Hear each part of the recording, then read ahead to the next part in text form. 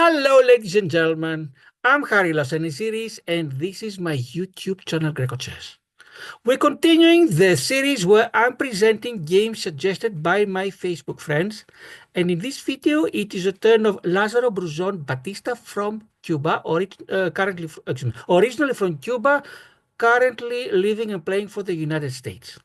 The game took place in the year 2005 in Skanderborg, Denmark, and his opponent was none other than Magnus Carlsen, the strongest player in the world. When they played in the year 2005, Lazarus' rating was 2677 versus 2570 for Magnus, which meant that, believe it or not, Magnus was the outsider and Lazarus was the favorite. 20 years later now, Lazarus' rating fell a little bit to 2550, while Magnus skyrocketed to 2839, the highest chess rating all over the globe. Magnus in 2005 was what they would call the Wunderkind, the child miracle. He would become world champion the year 2014, defeating Vichy Anand, stay until 2023, when he declined to defend his title. Subsequently, Ding Liren from China became the world champion, followed by Gukesh Tomaraju, who is still the world champion. And currently, we have the World Cup that will decide 3 out of the 8 candidates for the World Championship. The candidates will face each other next spring in Paphos, Cyprus, and the winner from the tournament in Cyprus will face Gukesh to see if Gukesh Tomaraju stays the world champion or somebody new will emerge. But before we go to today's game, let's look at the two tournaments I have been talking about. In grecochess, nothing has changed. Group 1, Maxim Govorukha from the Ukraine is leading with 4 points, and we're waiting to see if Hunting Achievements will finally decide to play. He has not yet played the move and still using his vacation time. Group number 2, it's between Barak 7 from Israel and Max 89 from Brazil, depending what happens in their games. Group 3, where I participate, it's between the Harry, myself, that is from Greece, and the Line from Hungary. And Group 4, my skin from Italy has already qualified for the final. And let's see the other tournament that is being organized by one of our subscribers. The tournament is Underwater Moonlight, the 9 Moons tournament that is organized by Zanilo from Italy. 27 players, 81 players, 9 groups of 9, 3 first from each group qualify for the next round of 27. And you're going to see that very few games have been completed. Group 1, Luck 66 from the United States and Alpha Ring from Netherlands lead with 1 point. Group 2, Jean Lei from China with 2 points. Group 3, everybody has 2 points, everybody except Daly and Nothing But, that has already withdrawn from Canada. Group 4, no game has been completed. Group 5, Pem Perez from Palestine leads with 6 points. Group 6, Munja 44 from Croatia leads with 6 points. Group 7, Gendalf 66 from Uzbekistan and Real Tuhid from Iceland lead with 1 point. Group 8, my group, no game has been completed. And Group 9, Hikaru Carlsen Tal from India is leading with 1 point. Once we complete the games of my Facebook friends and some tournament games I'm participating, we'll go and see what happens in these two tournaments and highlight some of the games. But let's go to the game of today. With the white pieces, Lázaro Bruzon Batista, at that time playing for Cuba, versus Magnus Carlsen from Norway. Lázaro has the white pieces and Magnus has the black. You're going to see on the right half of the board the computer analysis. If the computer thinks white is better, you'll see a positive number. If the computer thinks black is better, you'll see a negative number. You'll see whether the move played was the best according to the computer. If not, which was the best move, and what are the best moves for the player whose turn is to come. We start with Lázaro with a white pawn to e4, the most popular first move for white, and Magnus responds with a Sicilian defense, pawn to c5, also the most popular for black, if white plays e4. Next move, again the most popular, knight to f3 for white, and Magnus places his pawn to e6. This is what is called the Sicilian defense French variation. It's called so because pawn to e6, if it was the first move, it would have been the French defense, or French attack, as some other people call it. Pawn to d3 for white, next move for Lazaro, liberating the bishop on c1 that is not blocked by the d2 pawn any longer. Knight to c6 for Magnus. You see the pawn going to c5 ensures that the c pawn will not be blocked by the knight on c6. Time now for both sides to fianchetto along the g file, meaning place their bishops on the long diagonals. Pawn to g3 for Lazaro and pawn to g6 for Magnus. They are preparing the fianchetto, and move number 5 they completed. Bishop to g2 for Lazaro, bishop to g7 for Magnus. First 5 moves, all of them are book moves, meaning they have been analyzed in opening theory, and players know them by heart, especially players above 2,500. White has a small advantage of 0.15. That means nothing just because he started first. Let's continue the game. Lazaro castles kingside, and Magnus prepares the castling by placing his knight, moving it from g8 to e7. Pawn to c3 for Lazaro, perhaps preparing the pawn to d4 and having better control of the center. Kingside castling for Magnus, and pawn to d4 for Lazaro, that has placed 2 pawns in the center, d4, e4. That's wonderful if you can do it. This point, this is the last book move we have. From now on, the players are on their own. And in reality, players of that level, they know by heart well below their book moves. They know quite a lot moves later, not only what moves to play, but why to play them, what are the plans, how to continue, what to expect from the opponent, and all these wonderful things that if I knew them, I might be at their level. Currently, I'm somewhere between 15 and 1600. Long way to go. Now, the two players continue by exchanging on d4. And Magnus pushes his pawn to d5 to give some breathing space for his bishop on c8. Pawn to e5. Lazaro wants more space and also control of d6 and f6 squares. Problem, of course, is pawn on e5. You have to worry about it. Easy to get lost. Currently, it's defended by d4, so it cannot be taken.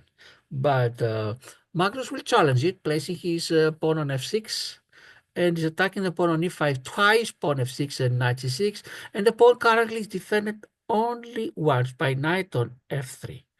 And at this point, we completed the first 10 moves. White's advantage is a little bit higher, 0.25. Lazaro is a little bit ahead, but there's a long way to go.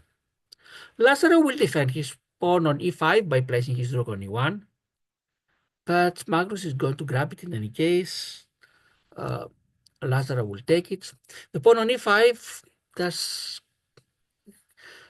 is great in the sense that it keeps the e6 pawn backward. It controls the squares d6 and f6, where black cannot place any piece, otherwise it's lost. But perhaps later, if the e6 pawn disappears, they could threaten promotion, but it's very precarious, as they call it, meaning white has to worry about not losing that pawn. Currently, it is defended twice, knight f3, rook e1, and attacked once by knight on c6. In fact, attacked twice, I'm sorry. Knight c6 and bishop g7. And Magnus will attack it a third time, placing the rook on f5. And Lazaro will defend the third time by placing his bishop on f4. Magnus places queen on f8.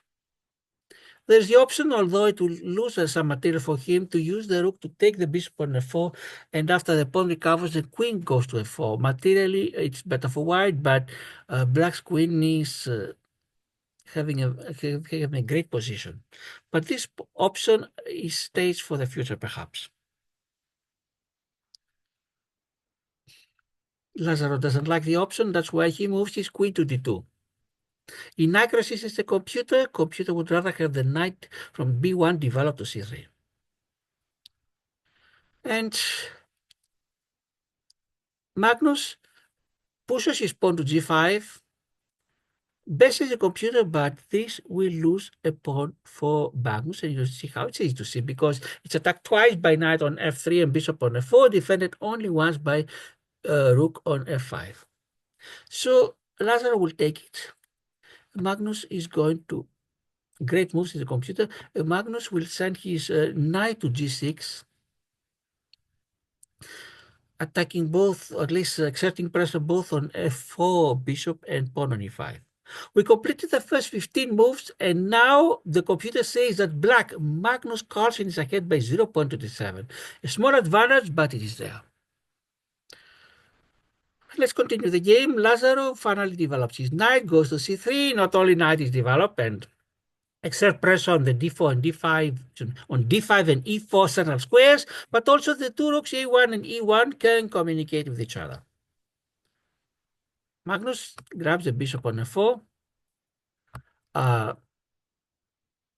Lazaro takes it back with the pawn. And finally, Magnus takes back the pawn. The rook takes the pawn on f4. And now both sides have one queen, two rooks, one bishop, two knights, and 5 pawns. And material-wise, they are equal. But now Lazaro decides to do something, I would say, risky. Decides to sacrifice his c3 knight for 2 of white's pawn. Knight from c3 takes to d5. Is the best is the computer. And Magnus takes back with the e6 pawn and queen to d5 check. Now, not only black has won a piece for 2 pawns, but also the bishop on c8 is much freer than before. It's not blocked by the e6 pawn any longer. And Magnus needs, first of all, to reply the check, and if he places any piece on e6 or f7 squares, as he can legally do, he loses at least an exchange. That's why he prefers to place his king on h8. And if the rook on f4 was not there, we could even have a possibility of a smothered mate, or at least a smothered attack. Because knight go to f7 and then knight to h6 and double check, but this is not possible because the rook over f4 will grab the knight on f7. Pawn to e6 for Lazaro. The pawn on e6 is defended 3 times. Knight g5, queen d5, rook e1, attacked only once by bishop on c8. And is not exactly threatening promotion, but now really the knight can go to f7 and check.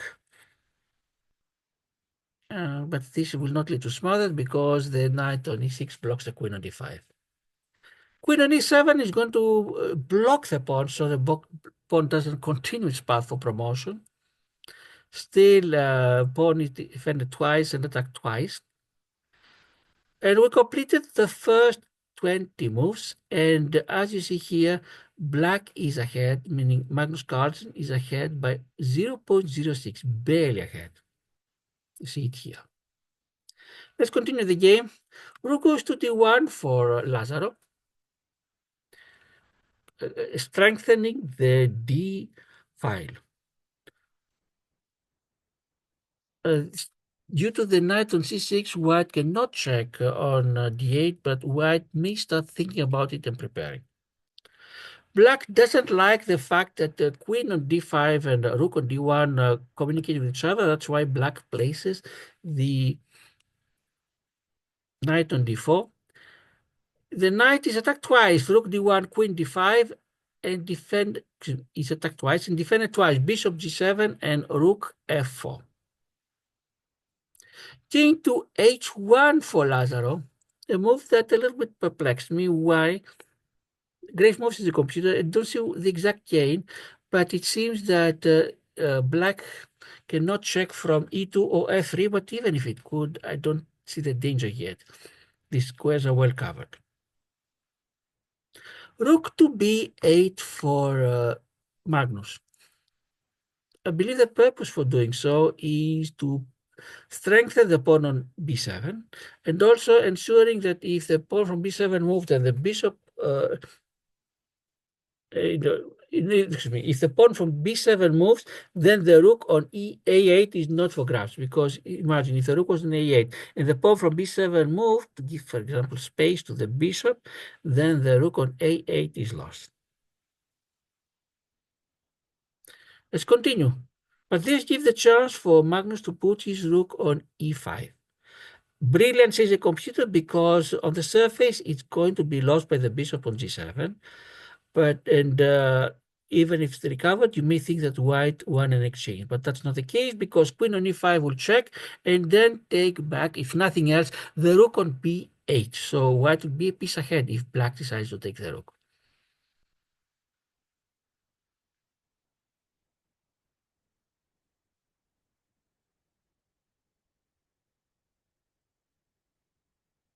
How does Magnus reply?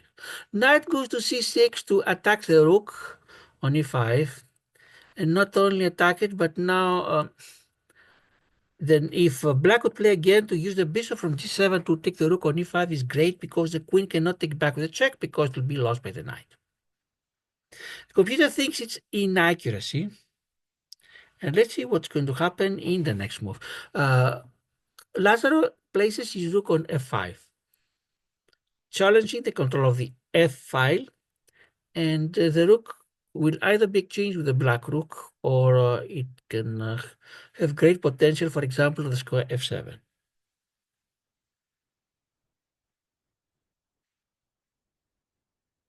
And now, how will Magnus reply? To begin with, he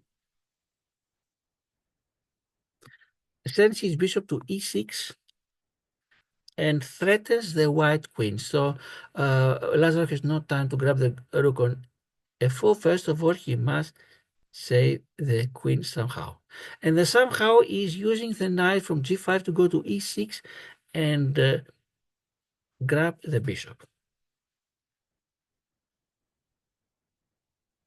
Now, see that after this exchange, white took back the piece to behind, and if anything, they have an extra pawn, 4 versus 3. What will Magnus do now?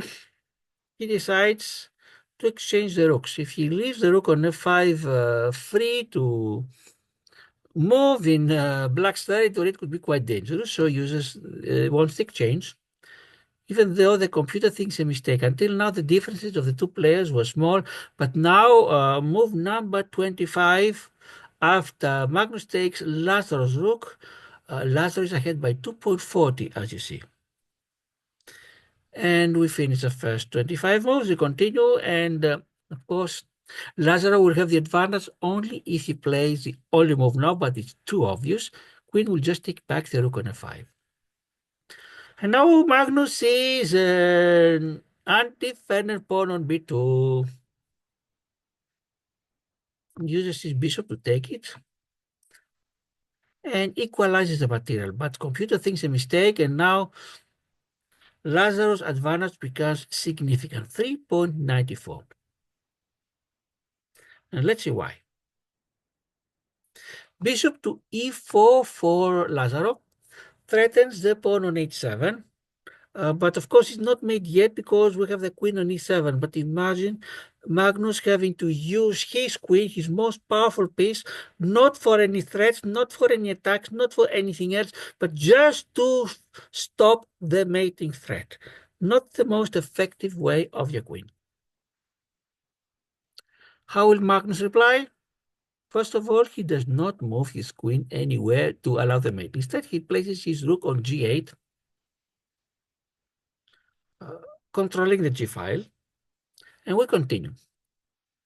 Since two pieces are not enough for Lazarov to checkmate, he wants to add his rook. Rook goes to d3, and Lazarov sends his knight to e5 to attack the knight on e3.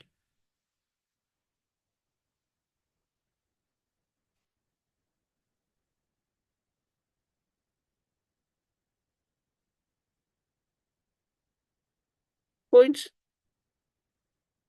You see that a little White's advantage becomes stronger and stronger, 5.40 until now. And what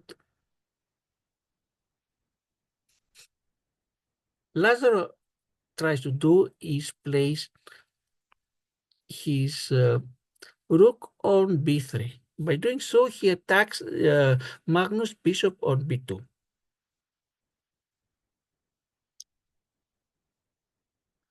And where can it go? Not too many squares. You can go perhaps a1, c1. If it goes to c1, the knight is lost on e5. You can go to a1 perhaps. You can go c3, it will be lost, or to d4. d4 will be lost by the knight. Only to a1 it can go, and for the time being supposedly safe. But Magnus decides to reply in a different way. Queen goes to h4.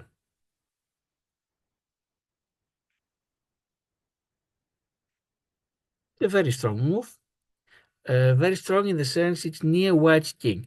It still protects the h7 square, so there is no mate for white any longer. Not any longer. Still, there's no mate for white because we said that the queen must guard the square h7. But the queen is near the white king. In this sense, it is strong, or at least it appears to be strong. But it's not so strong any longer after the next move, number 30 for Lazaro Bruzon Batista. He will place his rook. Instead of taking the bishop,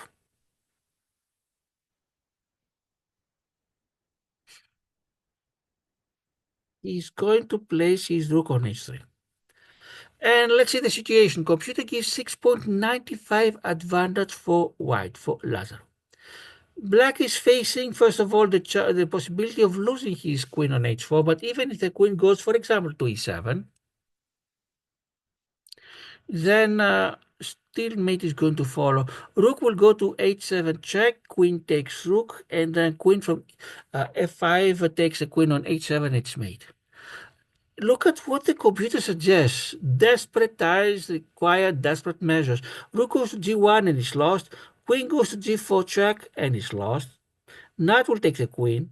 Rook goes to h7 check, king to g8, rook to b7, and so on. Meaning black needs to lose at least the rook just to stay on the game and not be mated.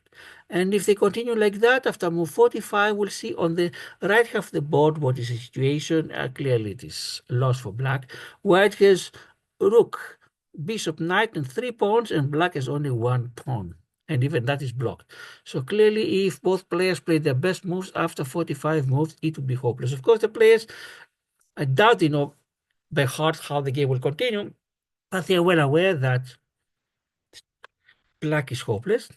And that is why at the 30th move, Magnus Carlsen resigned. This is the end of this game. Congratulations, Lazaro, for your win, and thanks for sharing this game with us. And Magnus, congratulations not so much for this game, but what you did later. I mean, there are absolutely no words adequate enough to congratulate Magnus for his spectacular career later. There were championships, the highest rating ever, plus his business endeavors that he's currently having, trying to make change a business enterprise. So many things Magnus has done. My words are not adequate to thank or congratulate him or anything like that. But let's see what the computer, how the computer reviews. What does the computer have to say about the game?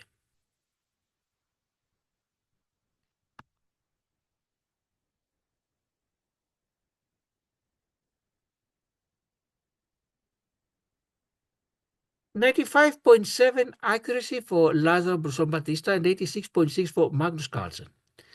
It's 95.7 is a great percentage.